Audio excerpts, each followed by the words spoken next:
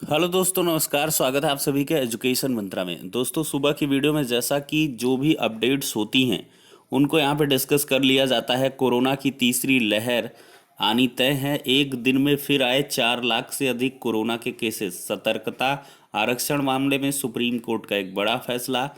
UPTT के आवेदन तय कार्यक्रम के तहत हों और जुलाई में परीक्षाओं पर होगा फैसला। 69,000 शिक्षक भर्ती, उत्तर कुंजी मामला, तीसरी काउंसलिंग, एडेड जूनियर परीक्षा, विभिन्न प्रकार की अपडेट को एक ही वीडियो में डिस्कस करने वाले हैं। वीडियो को लाइक एंड शेयर करें और चैनल पर नए हैं तो सब्सक्राइब भी कर लें। तो चलिए दोस्तों, वीडियो सेशन को स्टार्ट करते हैं।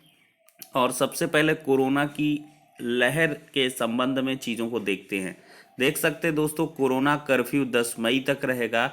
अब सभी नगर निगमों में 18 पार वालों को टीका लगने वाला है। अगले सप्ताह से 18 से 44 आयु के लिए अभियान होगा तेज। सोमवार सुबह 7 बजे तक जारी रहेगा कोरोना कर्फ्यू। देखा जाए तो 4 करोड़ टीकों के लिए ग्लोबल टेंडर जारी हो चुका है। लगातार बढ़ाई गई कोरोना कर्फ्यू की अवधि। प्रदेश में 31,165 नए केस आए हैं और रिकॉर्ड तोड़ 357 मौतें हुई हैं। और देखा जाए, एएसपी की मौत प्रयागराज के रहने वाले थे। तो यहाँ पर एएसपी क्राइम राहुल कुमार की बुधवार सुबह कोरोना से मौत भी हो चुकी है। देखा जाए तो चेतावनी दी गई है, कोरोना की तीसरी लहर आना तय है। देश के प्रधान वैज्ञानिक सलाहकार के विजय राघवन ने बुधवार को कहा कि कोरोना वायरस के संक्रमण की दूसरी लहर का अंदाजा नहीं था। इतनी भीषण और लंबी कोविड लहर के बारे में पूर्वानुमान नहीं लगाया जा सकता था। उन्होंने आशंका जताई कि तीसरी लहर भी आएगी। राघवन ने कहा कि तीसरी लहर अपरिहार्य है, लेकिन यह स्पष्ट नहीं है कि कब आएगी और किस स्तर की आएगी। लेकिन हमें इसके लिए पूरी तरीके से तैयार रहना होगा। केंद्र सरकार ने बुधवार को कहा कि महाराष्ट्र, कर्नाटक, केरल, उत्तर प्रदेश समेत 12 राज्यों में 1 लाख से अधिक कोरोना वायरस के मरीज उपचाराधीन हैं। कर्नाटक, केरल, तमिलनाडु, पश्चिम बंगाल, राजस्थान, बिहार उन राज्यों में शामिल है जहां रोजाना के केसेस में बढ़ोतरी की प्रवृत्ति देखी जा रही है। देखिए, वायरस के भारतीय स्वरूप का प्रसार बढ़ा। एनसीडीसी। देखिए, देश में कोरोना के नए दैनिक संक्रमण घट बढ़ रहे हैं, लेकिन इसी बीच एक राहत पहुंचाने वाली खबर यह है कि संक्रमण की दूसरी लहर के प्रमुख रूप से जिम्मेदार ब्रिटेन स्वरूप के प्रकोप में कमी आई है। लेकिन चिंता की बात यह है कि अब भारतीय स्वरूप का प्रसार बढ़ा रहा है। देखा जाए तो लखनऊ के ऑक्सीजन प्लांट में धमाके हुए, 3 लोग मर गए हैं।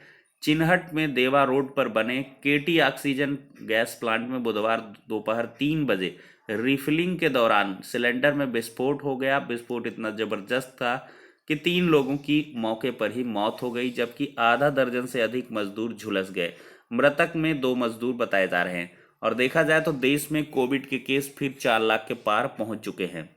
देश में एक दिन में कोविड 19 के रिकॉर्ड 3,838 मौतों के बाद इस कोरोना से मरने वालों की संख्या 2,30,010 हो गई है, जबकि एक दिन में संक्रमण के 4,06,383 नए मामले सामने आए हैं। स्वास्थ्य मंत्रालय ने बताया कि इन नए मामलों के बाद कोरोना के कुल मामले बढ़कर यहाँ पर देखा जाए 2,10,64,862। एक भयावह आंकड़ा है। 2,10,00,000 लोग संक्रमित हो चुके हैं। अब देखा जाए तो यहाँ प्रथम सेमेस्टर के छात्रों को भी परीक्षा देनी होगी। अपने ही फैसले में उलझे इलाहाबाद विश्वविद्यालय के अफसर स्नातक प्रथम व अंतिम सेमेस्टर के साथ परीक्षा की तैयारी है। ईसीसी की यूजीसी की गाइडलाइन का इंतजार है। ईसीसी को अब देखते हैं विश्वविद्यालयों की परीक्षाओं पर क्या कुछ होगा। 15 मई तक यहाँ पर आप सभी को रुकना होगा। अगर देखा जाए तो एसएससी के एमटीएस 2019 के अभ्यर्थियों को नहीं मिली नियुक्ति। चयन के बाद अभ्यर्थियों को नहीं बांटे गए विभाग। चयनितों ने देरी पर उठाया सवाल। 8,992 अभ्यर्थियों को विभाग आवंटन का इंतजार और परीक्षा के साथ नियुक्ति के लिए करना पड़ता है विरोध। तो यहाँ पर देख सकते हैं एक लंबा इंतजार। 2019 एमटीएस का एग्जाम सब कुछ हुआ, लेकिन नियुक्ति नहीं हुई। 2 साल गुजर गए। क्या यहाँ पे मजाक चल रहा है? देखा जाए तो यूपीटीटी 2020 का विज्ञापन निकाले, परीक्षा अभी दूर। देखिए, उत्तर प्रदेश शिक्षक पात्रता परीक्षा को लेकर असमंजस बना है। जिस तरह से कोरोना संक्रमण पांव पसार रहा है और लॉकडाउन लगातार बढ़ रहा है, ऐसे में 11 मई को विज्ञापन व 18 मई से ऑनलाइन आवेदन के आसार नहीं हैं। हालांकि परीक्षा संस्था ने इस पर स्थिति स्पष्ट नहीं की है। पीएनपी व एनआईसी में अफसर व कर्मचारी संक्रमित हैं, उससे आवेदन प्रक्रिया टल सकती है। बेसिक शिक्षा विभाग ने 15 मार्च को यूपीटीटी 2020 के आयोजन की समय सारणी तय करते हुए शासनादेश जारी किया था। इसके लिए 11 मई को विज्ञापन प्रकाशित करने के निर्देश थे। वहीं ऑनलाइन आवेदन के लिए रजिस्ट्रेशन 18 मई की दोपहर 2 बजे से यहाँ पर दोपहर से शुरू होने थे, लेकिन अंतिम तारीख 1 जून तय की गई थी। आदेश जारी होने के समय तक कोरोना की स्थिति भयावह नहीं थी। इधर पहले से तय भर्ती परीक्षाएं स्थगित हो रही हैं और स्कूल कॉलेज बंद हैं। प्रतियोगियों ने मुख्यमंत्री को भेजे गए पत्र में कहा है कि परीक्षा संस्था को समय पर विज्ञापन जारी करके ऑनलाइन आवेदन लेना चाहिए, क्योंकि लिखित परीक्षा काफ़ी दूर है। ज्ञात हो कि 25 जुलाई को एग्जाम 2 पालियों में प्राथमिक व उच्च प्राथमिक स्तर की होनी है। यह इम्तहान होने से आगे शिक्षक भर्ती भी हो सकेगी। परीक्षा नियामक प्राधिकारी संक्रमण व प्रदेश में लॉकडाउन को देखते हुए मौन है। फिलहाल परीक्षा का विज्ञापन व ऑनलाइन आवेदन शुरू हो पाने की उम्मीद नहीं है। वजह आवेदन एनआईसी की वेबसाइट पर होने हैं और वहां के कई अधिकारी व कर्मचारी इन दिनों संक्रमित हैं। साथ ही लॉकडाउन की वजह से साइबर कैफे आदि बंद होने से आवेदन की समस्या आएगी। मुझे जहां तक लगता है कि ये आपका ऑनलाइन आवेदन नहीं स्टार्ट हो पाएगा। 11 को विज्ञापन नहीं आएगा, ये टलना तय है, लेकिन अभ्यर्थी प्रयास करते रहें।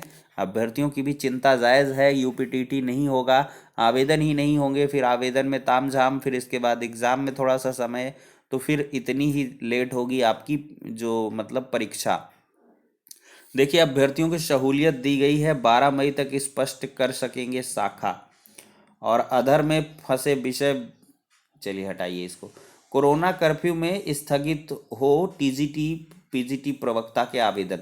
यहाँ पर देखिए, उत्तर प्रदेश शिक्षा सेवा चयन बोर्ड की ओर से इन दिनों टीजीटी प्रवक्ता के आवेदन ऑनलाइन लिए जा रहे हैं। कोरोना कर्फ्यू के चलते प्रदेश भर में सब कुछ बंद होने से अभ्यर्थियों को ऑनलाइन आवेदन में परेशानी हो रही है।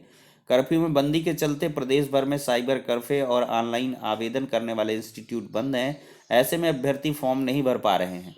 अभ्यर्थियों ने चयन बोर्ड से कर्फ्यू के दौरान ऑनलाइन आवेदन प्रक्रिया स्थगित कर कोरोना की स्थिति में सुधार होने के बाद ऑनलाइन आवेदन शुरू करने की मांग की है। तो यहाँ पे काफ़ी अफरा तफरी का माहौल चल रहा है। सत्यापन के फेरे में अटका नवनियुक्त शिक्षकों का वेतन देख लें। परिषदीय स्कूलों में तैनात 1125 शिक्षकों में से 610 को ही जारी हो सका वेतन। गोरखपुर के सूरत हालात हैं। वहीं पर देखा जाए तो जुलाई के बाद होगा सभी परीक्षाओं पर फैसला। देखिए, कोरोना संक्रमण के बढ़ते मामलों में बेतहाशा बढ़ोतरी को देखते हुए फिलहाल 12वीं की बोर्ड परीक्षा सहित स्थगित की गई सभी परीक्षाओं को अब जुलाई के बाद ही कराने की तैयारी है। वैसे भी देश भर में कोरोना संक्रमण की जिस तरह से स्थिति गंभीर बनी हुई है, उसमें इसके सामान्य होने में अगले 2 से 3 महीने का समय लगने की उम्मीद जताई जा रही है। हालांकि इसे लेकर कोई भी अंतिम फैसला 1 जून को पूरी स्थिति को देखते हुए लिया जाएगा। कोरोना के चलते अब तक स्थगित परीक्षाओं सहित अगस्त तक प्रस्तावित सभी परीक्षाओं को लेकर केंद्रीय शिक्षा मंत्रालय और संबंधित परीक्षाओं से जुड़ी एजेंसियों के बीच मंथन शुरू हो गया है। स्थिति सामान्य होने पर सबसे पहले सीबीएसई की 12वीं बोर्ड की परीक्षा कराने की योजना बनाई गई। हालांकि एक बड़ा वर्ग इन परीक्षाओं को 10वीं की तरह रद्द कर छात्रों को आंतरिक आकलन के आधार पर ही प्रमोट करने के लिए यहाँ पर पक्ष में है। फिलहाल मंत्रालय इस विषय पर विशेषज्ञों से सलाह मशविरे में जुटा है। विश्वविद्यालय अनुदान यानी कि यूजीसी से भी इसके लिए राय ली गई है। इसके साथ ही नीट की अंडर ग्रेजुएट की 1 अगस्त को प्रस्तावित परीक्षा को भी टाला गया है। वैसे भी संक्रमण की स्थिति को देखते हुए तारीख को ऐलान बाद में किया जाएगा। आवेदन प्रक्रिया शुरू नहीं हुआ माना जा रहा है। अब इससे पहले 12वीं की बोर्ड परीक्षा व जेईई मेंस जैसी स्थगित की गई परीक्षाएं कराई जाएंगी। अब तक जिन प्रमुख परीक्षाओं को स्थगित किया जा चुका है, उनमें सीबीएसई की 12वीं बोर्ड परीक्षा के साथ जेईई मेंस के अप्रैल व मई की परीक्षाएं शामिल हैं। इसके साथ ही जिन परीक्षाओं के आगे टलने की उम्मीद है, उसमें जेईई एडवांस जो जुलाई में प्रस्तावित हो व अगस्त में प्रस्तावित नीट अंडर ग्रेजुएट शामिल हैं। तो देख सकते हैं दोस्तों, भयावह स्थिति के बीच यहाँ पर मई जून में मैंने पहले ही बताया था कोई भी एग्ज़ाम वगैरह नहीं होना है। घर बैठकर बढ़िया से तैयारी करें और अपना बचाव करें। यहाँ पर जुलाई में ही फैसला देखने के लिए मिलेगा। हालांकि जून में यहाँ पर अधिकारीगण अपनी चर्चा करेंगे, उसमें विचार विमर्श होगा किस प्रकार से कैसी चीज़ें यहाँ पर परिवर्तित होने वाली हैं। वहीं पर देखा जाए, बेसिक शिक्षा मंत्री जी के कोविड गाइडलाइन का पालन करते हुए धरना देने की वजह से प्रभावित होकर प्रशिक्षु 2018 बैच भी यहाँ पर रिक्तियों के लिए 97,000 नई शिक्षक भर्ती के लिए अपने आवास पर आवेदन दे रहे हैं। धरना दे रहे हैं। देख सकते हैं बहुत सारे अभ्यर्थी कोविड गाइडलाइन का पालन करते हुए यहाँ पर अपने घर पर ही धरना दे रहे हैं और इनको तस्वीरों को अपने व्हाट्सएप, फेसबुक और इंस्टाग्राम वगैरह में पोस्ट कर रहे हैं। तो देख सकते हैं दोस्तों, 50% से ज़्यादा कोटा असंवैधानिक बताया है। सुप्रीम कोर्ट ने कहा समानता के अधिकार का उल्लंघन है और मराठा आरक्षण एक हिसाब से देखा जाए तो निरस्त कर दिया गया है। राज्य पिछड़ा वर्ग की पहचान नहीं करेंगे, इसकी पहचान राष्ट्रपति के द्वारा होगी। और यहाँ पर एक बड़ा आदेश है, फैसलों को पुनर्विचार के लिए बृहद पीठ के पास भेजने से भी यहाँ पर साफ साफ इनकार कर दिया गया है। तो आरक्षण मामले में एक बड़ा परिवर्तन अब देखने के लिए मिलेगा। अब देखा जाए दोस्तों तो 69,000 शिक्षक भर्ती के उत्तर कुंजी का ऑर्डर 7 मई को आने वाला है। तो इससे तीसरी काउंसलिंग पर भी प्रभाव पड़ने वाला है। दोस्तों, तीसरी काउंसलिंग को लेकर जो भी अभ्यर्थी यहाँ पर हैं उनको ये बात में ध्यान रखनी चाहिए कि जैसे ही ऑर्डर आएगा, अगर आपके विपरीत आता है तो परिस्थितियाँ काफ़ी कुछ यहाँ पर दूभर हो जाएंगी और इसके आधार पर ही आपको निर्णय देखने के लिए मिलेगा। लेकिन इसकी उम्मीदें काफ़ी कम हैं। जो भी काउंसलिंग के लिए अभ्यर्थी तैयार हैं वो लोग बिल्कुल भी परेशान ना हो। 69,000 उत्तर कुंजी का ऑर्डर जब आएगा तो उसके हिसाब से चीज़ें वैरी होंगी और तब देखा जाएगा।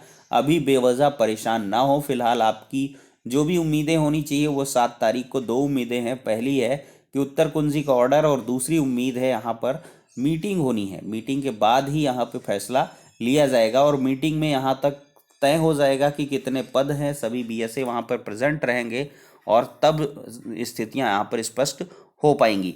तो उत्तर कुंजी का ऑर्डर और तीसरी काउंसलिंग, ये दोनों की डेटें देखा जाए तो 7 मई हैं और 7 मई को दोनों की दोनों स्थितियों पर यहाँ पर जायज़ा होगा और इस पर विचार विमर्श के अनुसार निर्णय भी लिया जाएगा। तो फिलहाल के लिए दोस्तों ये सारी अपडेट्स हो जाती हैं। नेक्स्ट वीडियो मिलते हैं, तब तक के लिए शुक्रिया, धन्यवाद।